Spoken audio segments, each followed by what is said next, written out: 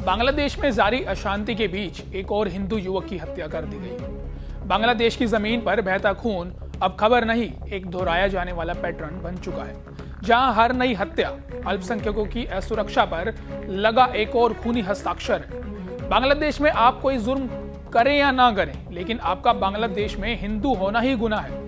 यह बात कहती है अल्पसंख्यक हिंदुओं की बेबसी, जो इस कदर डरे हुए हैं कि बांग्लादेश के जाहिल उन्हें मौत के कुएं में ना धकेल दे। नमस्कार, आप देख रहे हैं पंजाब केसरी टीवी। मैं हूं आपके साथ सौरभ। बांग्लादेश में पिछले एक महीने में हिंदुओं पर अत्याचार ठीक वैसे बढ़ रहे हैं जैसे सोने के भाव। लगातार हिंदुओं को सॉफ्ट टारगेट बनाया जा रहा है। मसला कुछ हो, सजगा कोड़े तो लाचार हिंदुओं पर ही बरसेंगे। बांग्लादेश में जारी अशांति के बीच एक और हिंदू युवक की हत्या कर दी गई। मृतक की पहचान 28 वर्षीय समीर कुमार दास के रूप में हुई है। बीते रविवार यानी 11 जनवरी को रात को भीड़ ने पीट कर उसकी हत्या कर दी। इसके साथ ही अब तक बांग्लादेश में 13 हिंदुओं की हत्या हो चुकी है। बांग्लादेशी मीडिया रिपोर्ट के अनुसार बांग्लादेश के दक्षिणी हिस्से चटगांव डिवीजन के फेनी जिला स्थित दागन भुइया में 11 जनवरी की रात अज्ञात बदमाशों ने 28 साल के हिंदू युवक समीर कुमार दास की पीट कर और चाकू मारकर हत्या कर दी। भीड़ ने उसका ऑटो रिक्शा भी लूट लिया। समीर रविवार शाम करीब 7 बजे ऑटो रिक्शा लेकर अपने घर से निकला था। देर रात तक जब वह नहीं लौटा तो परिजनों ने उसकी तलाश शुरू की। रात करीब 2 बजे जगतपुर गांव के खेत में स्थानीय लोगों को उसका शव मिला। वहीं पुलिस ने बताया कि प्रारंभिक जांच से पता चलता है कि यह घटना लूट और हत्या का मामला है। इस मामले में जांच जारी है और अभी तक किसी की गिरफ्तारी नहीं हुई।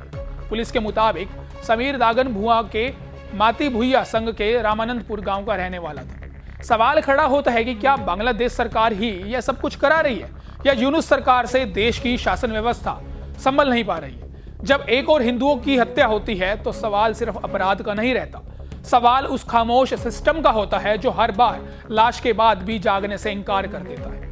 यही कारण है कि पिछले 23 दिनों में 7 हिंदू युवकों की हत्या हो चुकी है। बांग्लादेश में 23 दिनों के दौरान हिंदुओं की हत्या की यह 7वीं घटना है। 11 जनवरी को हिंदू युवक समीर कुमार दास की चाकू मारकर हत्या की गई। इससे पहले 5 जनवरी को बांग्लादेश के नरसिंदी जिले में एक हिंदू दुकानदार की धारदार हथियारों से हत्या कर दी गई थी। मृतक 40 साल का शरद चक्रवर्ती मनी था। इससे पहले राणा प्रताप बैरागी, खोकन चंद्र प्रसाद, ब्रजेंद्र विश्वास, अमृत मंडल, दीपू चंद्र दास को भीड़ ने मौत के घाट उतार दिया था।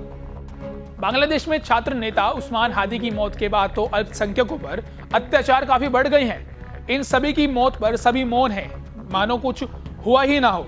आपको बता दें कि वहां के अंतरिम सरकार के मुखिया मोहम्मद यूनुस, जो कि नोबेल शांति पुरस्कार विजेता हैं, बांग्लादेश में इतना सब कुछ हो जाने पर भी चुप्पी साधे बैठे, क्योंकि अगले महीने बांग्लादेश में आम चुनाव होना प्रस्तावित है। वहीं एक बार सवाल उनसे भी पूछा जाना चाहिए जो अंतरराष्ट्रीय संस्थाओं के शांति दूत पाठ पढ़ाते थे। अब वो किस बिल में जाकर घुस गए हैं? क्या उनकी शांति केवल और केवल वहीं स्थापित होती है जहां हिंदुओं के अलावा अन्य धर्मों के लोगों पर अत्याचार होते हैं? फिलहाल के लिए इस खबर में इतना ही। देश और दुनिया की तमाम बड़ी खबरों के लिए देखते रहिए पंजाब केसरी टीवी।